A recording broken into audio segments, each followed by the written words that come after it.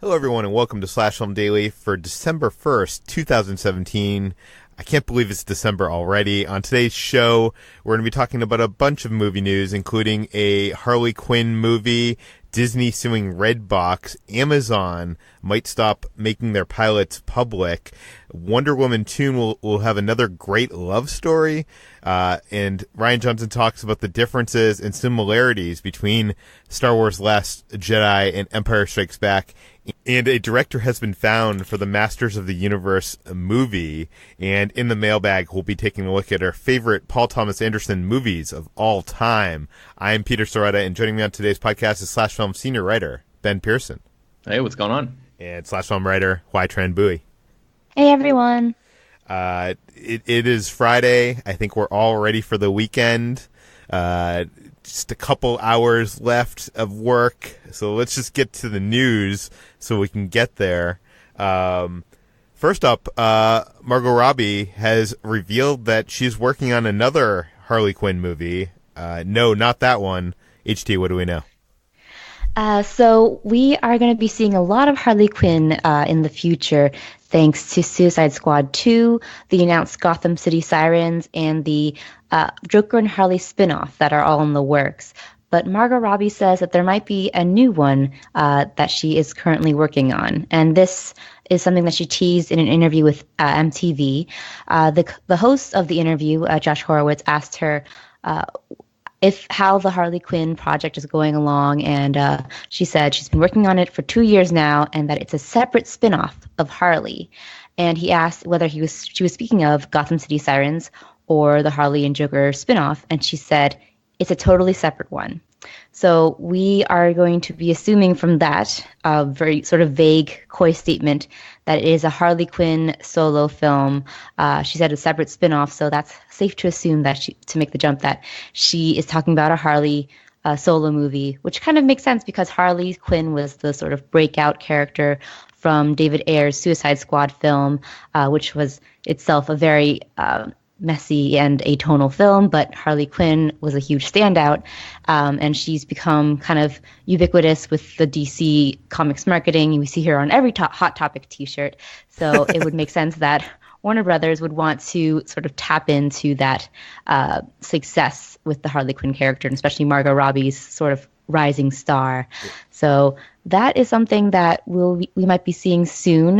We don't know any other details on it. But I will say this also might be a classic case of misstatements because Margot Robbie reportedly has been named as executive producer for Gotham City Sirens. And I wonder if this is a case of her talking about that film and not a Harley solo film, but I don't know. I think they should cancel this Gotham City Sirens. They should cancel Suicide Squad 2 and just make the Harley solo film. That's what I think people would be going for anyways. I would watch that. Moving on, Disney is suing Redbox over the sale of digital download codes. Ben, you wrote about this for the site. What do we know? Yeah, so in October, Redbox, which as you guys probably all know, is like this kiosk service. It's a rental service where you can rent movies from kiosks out in front of grocery stores or gas stations or whatever. Redbox has launched like a sort of a separate service where they offer... Which, by the way, they are like now the number one rental of physical media out there. Like, do you know what I mean? Yeah, like, I think I saw that they're like adding kiosks, which like, you know, for the past few years, it seems like all of those services have been shrinking, but Redbox seems to be growing. It's crazy. So anyway, they're I guess back in October, they launched this sort of separate service where basically you can purchase the digital download codes from Disney movies in a Redbox kiosk. So you go to the kiosk, you get a printed out code, and then you just take it home and, you know, plug it into your computer or whatever your device of choice, and you essentially own whatever movie they just sold you the code for. The problem with that is that in Disney's terms and conditions of all of their, you know, products that they sell, it says that you can't resale, you know, like this product is not for resale or transfer or whatever their specific language is. So Redbox it doesn't seem like they have much of a case here. I'd be really interested to read their full response to this. I don't think they've given out, I don't think they've like effectively made their case for this yet. And it's possible that Disney and Redbox are going to come to some sort of agreement behind the scenes before this actually goes in front of a court. But it seems pretty blatant to me that Redbox is just selling these codes when they don't really have the right to do that, because part of Disney's copyright says you can't resell this. That's interesting, because there's a lot of websites out there where you can buy, including eBay, but you can buy digital download codes. Not to say that I've been doing that, because apparently it sounds like it might be illegal. I feel like there's a difference between something on eBay and then, like I guess like a major company like Redbox, like actively promoting and marketing this new service where we're doing this thing which seems to go against what Disney considers to be the law. So they're basically asking for it, and Disney is calling their bluff. So now it's gonna be interesting to see what they do here, because I can't, unless they have some sort of loophole that I haven't been able to figure out. It seems pretty weird that they would think that this is okay. Yeah, it's interesting though, because a lot of my friends now have jumped on the bandwagon of buying these like digital codes, because it's so much cheaper. You can oftentimes find a digital code for a movie online for like $1 more or $2 more than what it costs to rent the movie. And of course, when you rent the movie, you don't get the commentary, you don't get the special features, and you don't get to own it. So, paying that $1 or $2 more for a digital code from someone who, bought a physical copy and is never going to use the digital code, it seems like a bargain. But yeah. Redbox isn't even selling it for cheap. They're selling like their digital codes for it's not a bargain. Yeah, it's like I think that's why. Maybe because they're making more money out of it than those digital codes are worth. Yeah, that could be part of it. It says the Variety wrote this article, and they list Cars 3 being on the digital code for Cars 3 being like $14.99. Guardians Volume 2 is $7.99. Rogue One: A Star Wars Story is $4.99. So yeah, I feel like you could probably find those movies cheaper elsewhere. So maybe that's a part of it. I feel like if I went on iTunes, Cars 3 is probably like $15. Like that doesn't seem like a deal at all. Maybe it is $20. I don't know. That's weird. Yeah, the whole story just is like a strange thing. Like, why do these people think this is okay? I'm not quite sure about this one. This wasn't on our docket of things to talk about, but yesterday HT wrote this article because Redbox had announced the most rented movies on their service, and it's this list of it's very surprising but not so surprising list of movies.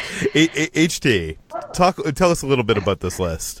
Yeah, I would say that I think Redbox is a pretty good litmus test of what the public in America likes to watch, and they don't have perhaps the greatest taste. So they Redbox released the list of top 15 rented movies at their kiosks in honor of their 15th anniversary. So they include not one but two Adam Sandler's movies, and several mid-tier comedies that you wouldn't really expect to be quite that popular, but are apparently very popular in Redbox. So I'll just list out all 15. Number 1 is The Hunger Games. 2 is 21 Jump Street. 3 is Identity Thief. 4 is The Avengers. 5 is We're the Millers. 6 is The Heat. 7 is Flight. 8 is Grown Ups. 9 is Just Go With It. 10 is The Wolf of Wall Street. 11 is Captain Phillips. 12 is The Hunger Games Catching Fire. 13 is World War Z. 14 is Divergent, and 15 is White House Down. So a lot of these are sort of unsurprising considering they're huge global blockbusters, but a few of them are a little bit odd, like Identity Thief is number 3, and there's just two Adam Sandler movies. But I guess, it's... Well, it's like you said in the Slack, it shows how basic America is. America's really basic. Yeah, it's funny because there's a cross section here of you can tell which ones probably are rented for the kids, and then there's the ones that are for the the dads, like the White House Downs and the those kind of movies. Yeah. I don't know. It just don't know. It's a weird list. I don't know anybody that still uses Redbox nowadays, but do you guys? Do you know anybody out there that actually still uses Redbox? My parents do, because there's just a bunch of kiosks like right around where they live, and I think they just like sort of wait to because Netflix doesn't really have a ton of great new releases, and I guess Redbox probably has a better selection of recently released movies. So I think if my parents are looking to, I think when I went back to visit them recently, we watched the Big Sick through Redbox. Oh. So yeah, that was like one of the, instead of renting it through iTunes or whatever, that's just how we got it. A couple years back, before iTunes rentals became affordable, one of my friends used to rent movies at Redbox, and I'm not sure if they still do this, but you can kind of go on their app or their website and reserve a movie, like if they have it in their thing to go pick it up. And he was once in line to rent movies at a specific movie at Redbox, and the person in front of him in line, because there was a line back then, who knows why, but the person in front of him in line was talking to his girlfriend about the movie they were going to rent, and there was only one in the thing. So he, in line behind them, went online, reserved it, so that when they got up there, they couldn't get it. Wow. So he could. Wow. What do you think about that? Is that wrong, or is that just smart? Oh man, that's a tough one. Yeah, but you got to do what you got to do. I guess it's a cutthroat world out there. Yeah, especially at the Redbox line. At the Redbox line. Yeah. Let's move on to Amazon. One of the things I love that they've been doing is putting their television pilots online. As you know, all the TV networks each year give a budget, and they produce these pilots for TV shows, which is basically their first episode. And based on how well those pilots are put together, they'll sometimes show them to test audiences, the executives, and they'll decide which ones get picked up to go to series. And generally, there's a lot of shows that never make it to the air that they have produced a pilot for. Amazon was interesting because when they started getting into TV shows, they made all their pilots available to the Amazon Prime customers to vote, to help decide which ones actually got picked up and put on the air. Recently, that they've actually just been giving straight to series orders for shows like Goliath, Carnival Row, Tom Clancy's Jack Ryan, and Homecoming. And Deadline is reporting that they're planning on they're having a discussion of not putting pilots up on Prime Video at all. And I don't know, that's kind of disappointing to me because there's so many fun pilots out there. I know that, a lot of them don't go to series. I've often wondered why can't there be like a TV station that just shows TV pilots?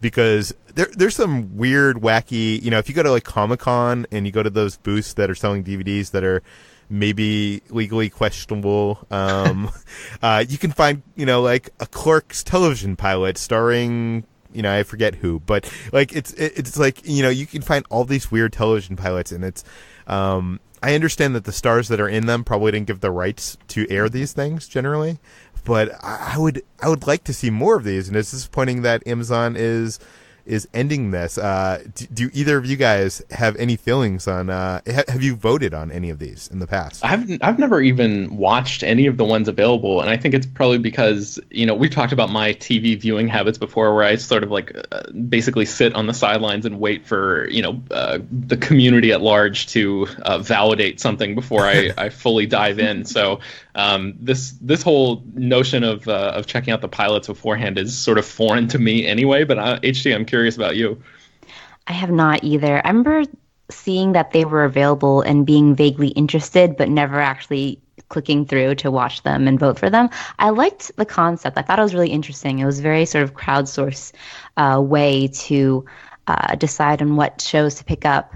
And now Amazon's kind of becoming more like a typical network or streaming service in which they sort of close off that part of the sort of process to viewers. But I liked it. I thought it was a really good concept, but I just never actually participated in it.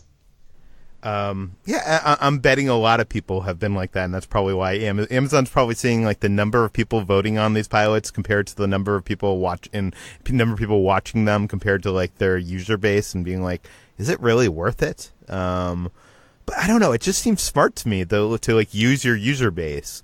Some of these networks pay, millions of dollars to have these test screenings. You go to Vegas and you get pulled into a room to watch a TV pilot and vote on, they're paying a lot of money to get, these pilots on people's eyes and get them to, give their feedback. It seems like it would be easy to use your own customer base to do that. But, maybe it's the fact that I remember, seeing a bunch of these pilots and really being excited about them. Man in High Castle is one of the Amazon shows, and I voted for that. And by the time it actually got made and got on the air, I kind of stopped caring about it. So maybe it's something having to do with that. Like you lose the momentum of someone getting invested in a show. Yeah. Anyways, just some food for thought.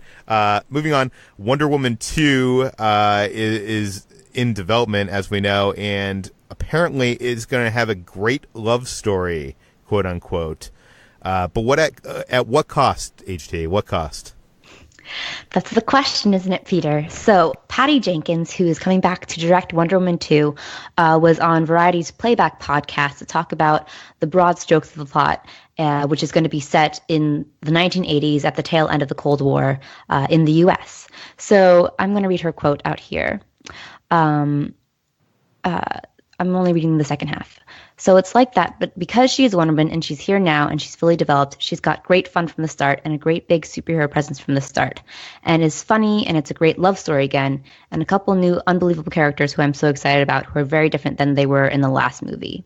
So this was kind of talking about what she was planning for Wonder Woman, and how she would try to bring back the weight and profundity of the first original film. So the thing that we kind of stuck out here was the great love story, because it's implied that, Diana hasn't really gotten over Steve Trevor in the 100 years since, he, spoiler alert, sacrificed his life at the end of Wonder Woman. So, and you even see her sort of drawn back from the world when we first see her in Batman v Superman, and again in Justice League when Bruce prods her about it, she reacts very violently. So we assume that Steve Trevor was kind of the only love of her life. But now there's this quote from Patty Jenkins saying that there might be another great love story, which I feel like personally would undercut the sort of the sacrifice and the arc that we had, and the great relationship we had between Steve Trevor and Diana. And that was one of the pivotal parts of the first movie, because, it was a romance, but it never took away from Diana's character. In fact, it kind of bled out into this whole, how romantic love for her kind of became sort of this love for humanity. And I thought that was a really great extension of that. So it's kind of off-putting, but I will say, after this story was released, Patty Jenkins tweeted out about sort of the news cycle that the story was going through. She said, "Quite a few people, including this headline, seem to be completely misunderstanding or making some false assumptions based on one of the many vague quotes I made about something I can't say anything about. Just wait." Winky face. This wasn't in response to our story, but one from Collider. So we might, again, be taking things out of context. It might not actually be a great love story between Diana and a new character. It might be between two supporting characters, or maybe Steve Trevor could be coming back, because we do know that Chris Pine is rumored to return for Wonder Woman 2.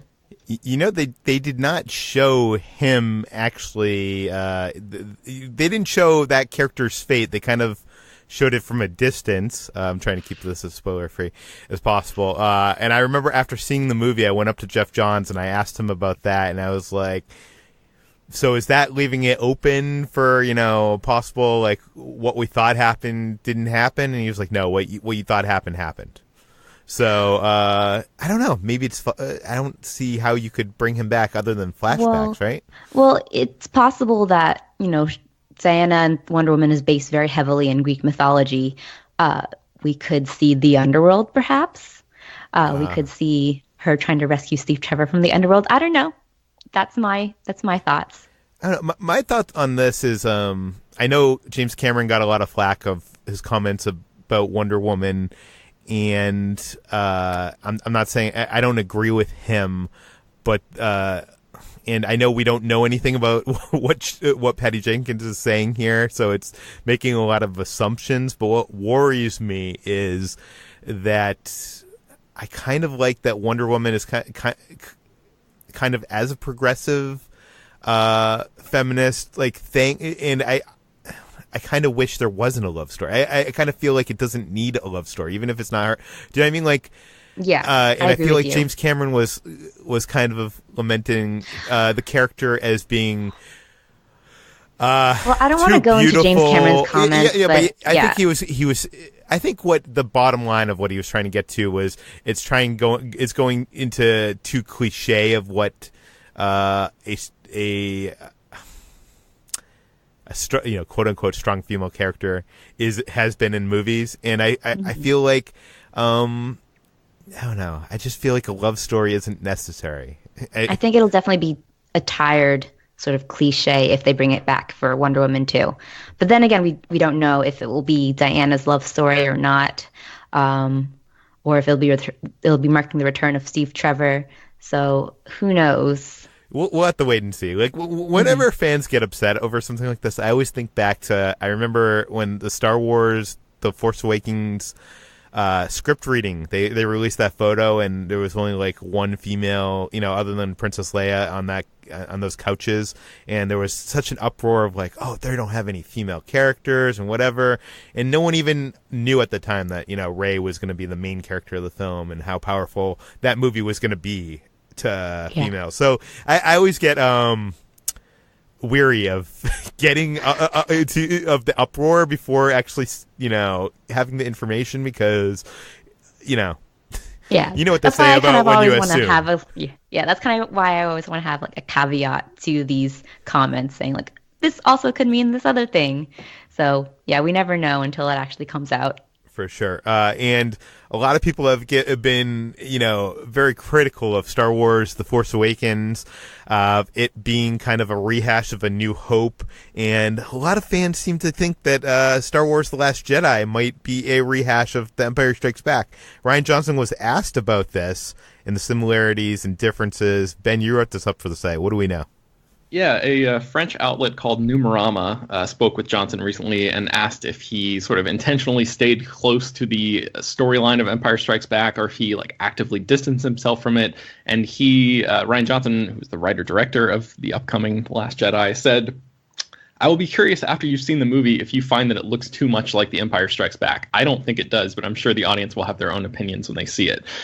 For me, my attitude is always, I need to tell the story as honestly as I can. I think it would be a mistake to try to copy The Empire Strikes Back, but it would be just as much of a mistake to make creative decisions based on saying, we're going to be nothing like The Empire Strikes Back. These two approaches lead to forced versions which have the same weaknesses. For me, I try just to take a starting point of what I knew about these characters and say, where do I want them to go? And then essentially he says, look, we're starting this movie with our protagonist going off to a desert island to meet a Jedi Master, just like Luke and Yoda. Our characters are split up. Some are back with the Resistance, some are off. And then you have a kind of training dynamic seemingly set up. There are big structural things that are going to be very similar to The Empire Strikes Back, but I don't think after watching the movie, many people will have the feeling of a copy of The Empire Strikes Back. So that's the gist of his comments there. We've been hearing for a long time that this movie is not what we're expecting. It's a very different kind of movie. And I really feel like Johnson, with as much as we know about how he's been able to control the marketing of this movie, we talked on the podcast a few weeks ago about how he sat down with Disney and said, this part of the movie is completely off the table. You cannot show any of this in the trailers. I feel like he's probably had a hand in the marketing here to some degree, and is almost trolling the fans to make the movie sort of feel like The Empire Strikes Back, so he can then pull the rug out from under us when we think we know exactly what we're going to expect with this film. So that's my theory. And the movie comes out in like 2 weeks, so we don't have to wait too much longer to see if that pans out. Yeah, I think my concerns here is watching the marketing. Obviously the heroes are split as they are in Empire Strikes Back, and the trailers are all very dramatic, and there doesn't seem to be as much of a sense of fun. Not that there was in those original trailers for The Force Awakens, but Empire Strikes Back is one of my favorites of that franchise. I mean, is my favorite of that franchise, I think, and I don't know. I'm not sure why I should be worried about it being so serious, but I guess that's my concern, and probably concern of many others out there. But let's move on from Star Wars to another galaxy, another universe, and that is Masters of the Universe. This has been in the works for quite some time. They've been trying to turn He-Man into another live-action film. Masters of the Universe Reboot has found a new director in Man of Steel writer David S. Goyer. HT, what do we know? So David S. Goyer is currently in talks with Sony to direct Masters of the Universe. This announcement comes 8 months after it was announced that McG, who was initially attached to the Masters of the Universe reboot since 2016, was stepping down from the project. And back in April... By the way, this is kind of funny because McG was originally supposed to direct the Superman movie that ended up becoming Man of Steel, and David Goyer wrote that. So, I don't know. Wow. I wonder what that says about their relationship. But back in April, Goyer was also announced as the writer for Masters of the Universe, so maybe he played some sort of political cunning thing with McG. But he has now made the leap to the director's chair. It's currently in talks, so he's not confirmed yet, but he's all but confirmed. So this is a next step for Masters of the Universe, which still does not have a star yet. Kellen Lutz was originally attached to play He-Man when McG was originally attached, but Kellen Lutz has not been heard of since the Twilight series has ended. So it will probably be a new rising star who will play the fantasy warrior. So this will be, I'm not sure whether it will be a reboot that will be sort of more self-serious take on the sort of camp classic that we had, or whether it will be another sort of homage to the campiness of the 80s animated series and the Dolph Lundgren feature film. So that's all we know about it for now. There's no star, no release date attached yet, although it's, I think, planned for 2019. Actually, no, wait, don't say that, because that was from an old story, so no planned date yet. Yeah. I remember seeing the Masters Universe. I was a big He-Man fan as a little kid. I had, all the like little figures and stuff, and I went to see Masters Universe in theaters. And have either of you seen that movie?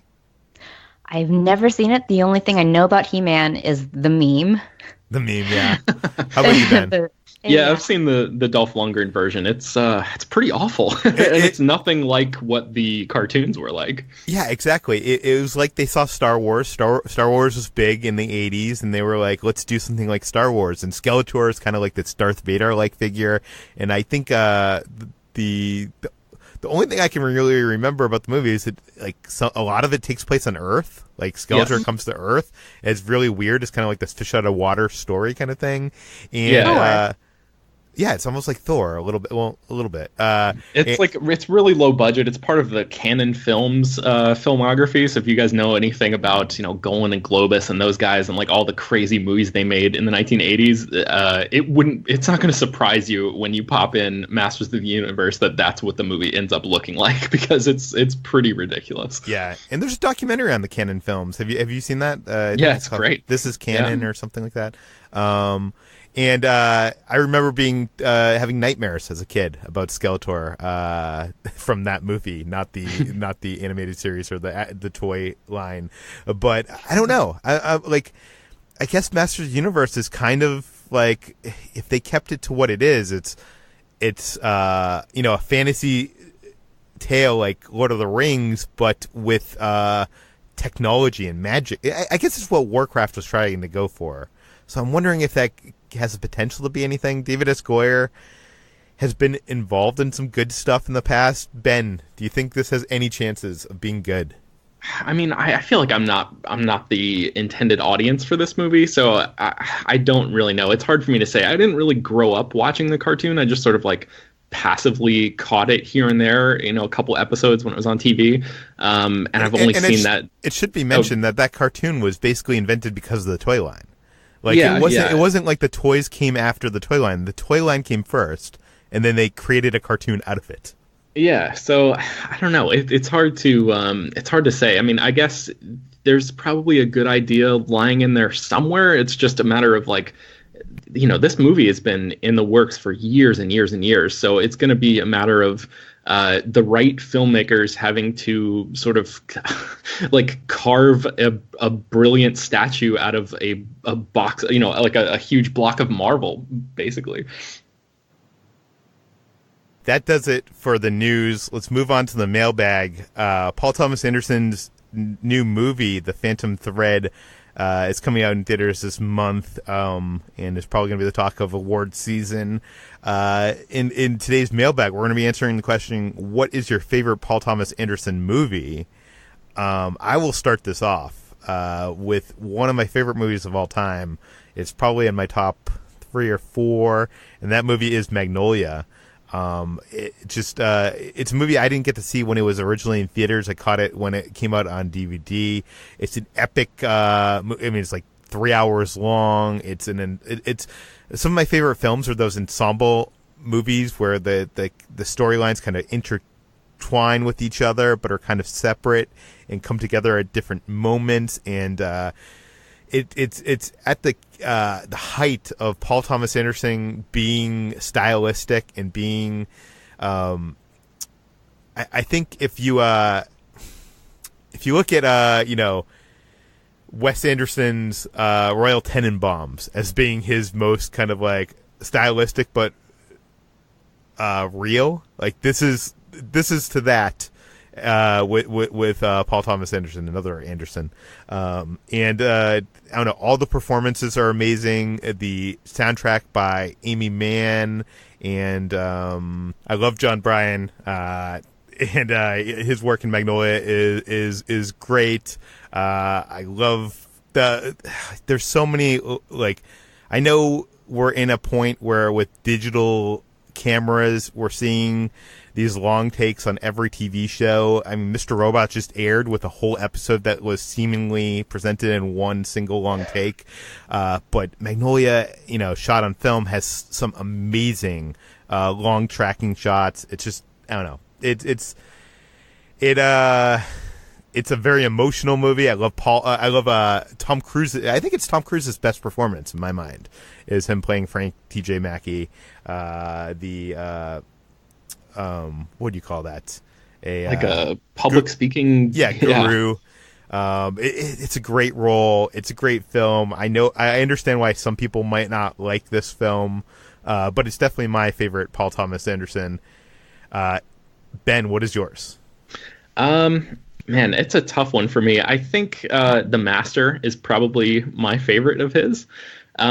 This movie came out in 2012. I think still it's probably the two best performances from Joaquin Phoenix and Philip Seymour Hoffman. I think they both did like career peak work in that movie. It's a quieter movie than some of Anderson's other films. It's not quite as manic and crazy, but just watching, you sort of get sucked into the characters in this movie in a really compelling way.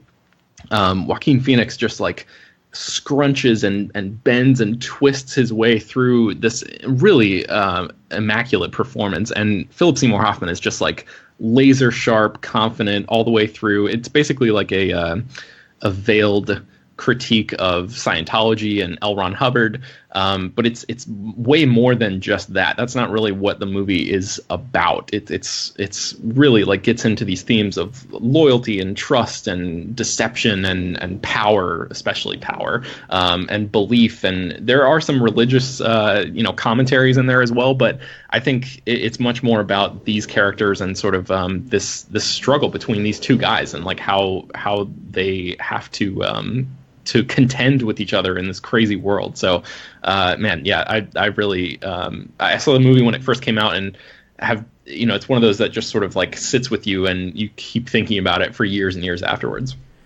I was so excited to see that film. I was so kind of obsessed with following the Scientology and reading about Scientology. And, obviously that film has a basis in that. And I feel like I was hoping it had more to do with that and less, but it's more of a character piece. And I think I was a little disappointed by that. HT, you didn't like the movie either. Yeah, it kind of rang cold to me. I will say that the scene between Philip Seymour Hoffman and Joaquin Phoenix, the interrogation scene, is one of my favorite scenes of all time. But the rest of the movie felt so, I don't know, disjointed and kind of, this is a weird criticism to lobby against the Paul Thomas Anderson movie, kind of pretentious. I felt like it thought it was saying all these lofty ideas, but it didn't really have any sort of cohesion to it. So for me, it didn't quite work for me. One of my biggest regrets is I moved to Los Angeles shortly after Paul Thomas Anderson at the Largo presented a kind of play that he directed that had kind of scenes, and his wife, Maya Rudolph, is he married? I think so, yeah. Yeah, was in it, and I think they did that scene, that interrogation scene in there with John Bryan on the piano performing the score live, and this was years before the master was made, and I still regret not being there to this day.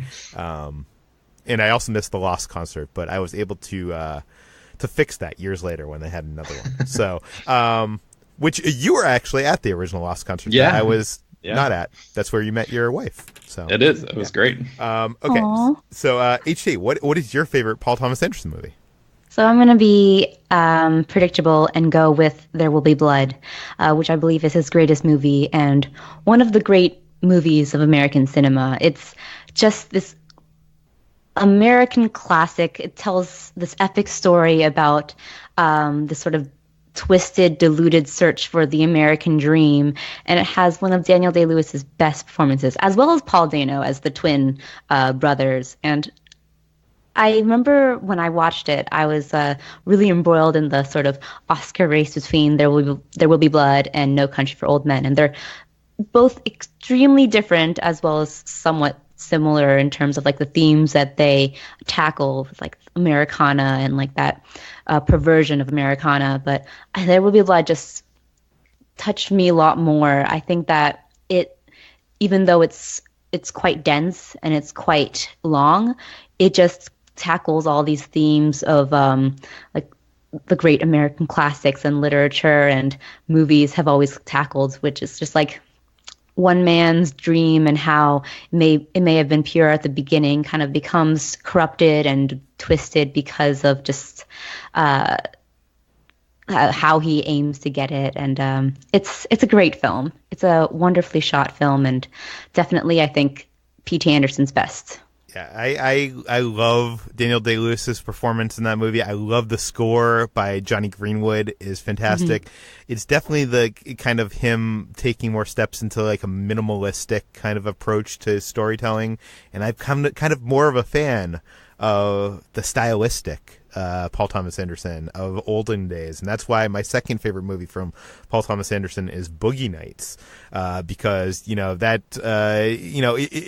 has those tracking shots that we see in Magnolia. It has an amazing score. It's another one of those ensemble films.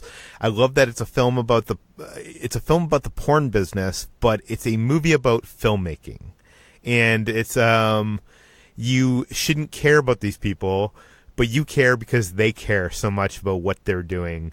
It's a fun movie. It's a sad movie. It's a long movie, like all Paul Thomas Anderson movies. But it's definitely one I've rewatched over and over again, and I love. Ben, what's next on your list?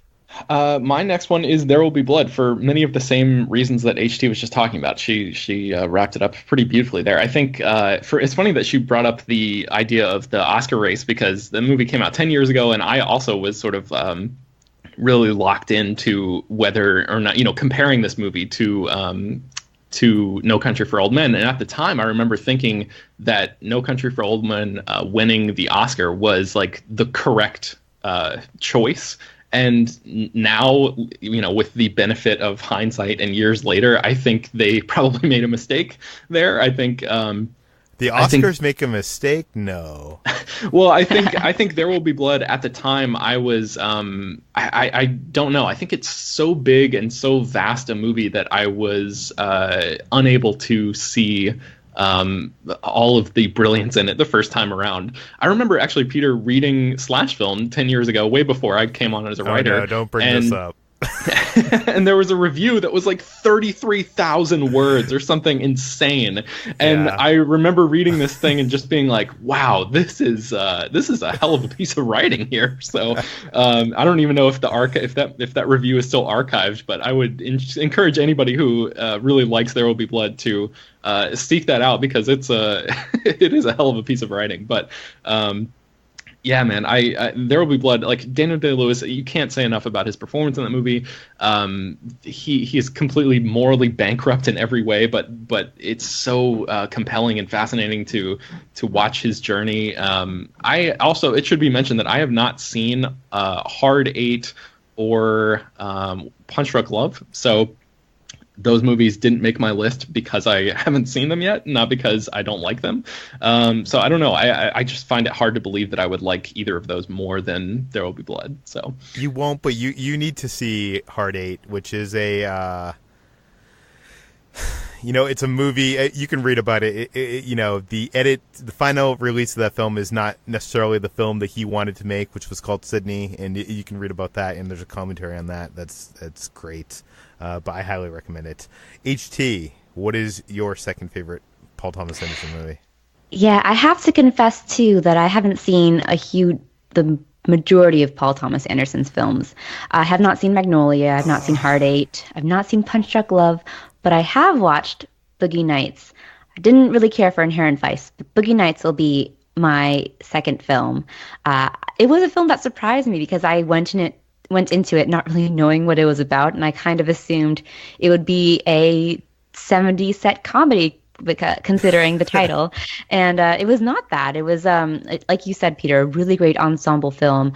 I remember really liking Philip Seymour Hoffman's performance, again, as always, and just the way that it tells this another sort of all-American story, which Paul Thomas Anderson seems to really love. I liked it a lot, and just the spanning across generations, and how the porn industry is actually kind of like a found family sort of safe haven for these people, despite all of the stereotypes and the that come with the porn industry and stuff. So I like that a lot. I like that found family concept that we see a lot in Boogie Nights, and it's actually somewhat of a heartwarming film, despite the hard and unsettling topics that it goes into. It had John C. Reilly in a comedy role, a serious and comedy role, long before that became kind of a thing. Mm-hmm. I don't know. I love Boogie Nights. I wanted to give one additional shout out. It's not a movie, but it's something that I think a lot of people that like Paul Thomas Anderson's work probably have not seen. And it is a music video that was made for the movie Pleasantville. Not a movie that Paul Thomas Anderson made, but he was dating at the time Fiona Apple, and he directed this music video starring Fiona Apple, of course, as Paul Thomas Anderson. So it takes place all in one single shot, I believe, and it's for the Beatles song "Across the Universe," which it's a fantastic cover by Fiona Apple. Highly recommend it. But I'm sure people are probably mad at us that we did not include some of those other films that you guys mentioned not seeing, Hard Eight and oh my God, what's the one? Punch Drunk Love. Yeah, I know a lot of people love Punch Drunk Love. For me, it was a little too minimalistic and too funny. I like the more serious Paul Thomas Anderson. I like it. He's at his best in my mind, just like Quentin Tarantino when he's in Southern California in like the 70s, 80s. Do you know what I mean? Like that's like that whole like the last 30, 40 years era of Los Angeles. I think I really dig his stuff from there. Anyways, if you have a question to submit to the mailbag, send it to peter@slashfilm.com. Please mention your name and general geographic location in case we mention them on the air. HT, where can we find more of your work online? You can find me at slashfilm.com. I'm on Twitter at htranbui, and I have a podcast, the Millennial Falcon Podcast, on iTunes. Ben, where can we find you on Twitter? You can find me on Twitter at Ben Pears. And you can find me on Twitter at @slashfilm. You can find all the articles we mentioned today and more on slashfilm.com and linked in the show notes. You can find this podcast published every weekday on iTunes, Google Play, Overcast, all the popular podcast apps. Please give us a rating, give us a review on iTunes. Spread the word on social media. That helps us out quite a bit. And we'll see you on Monday.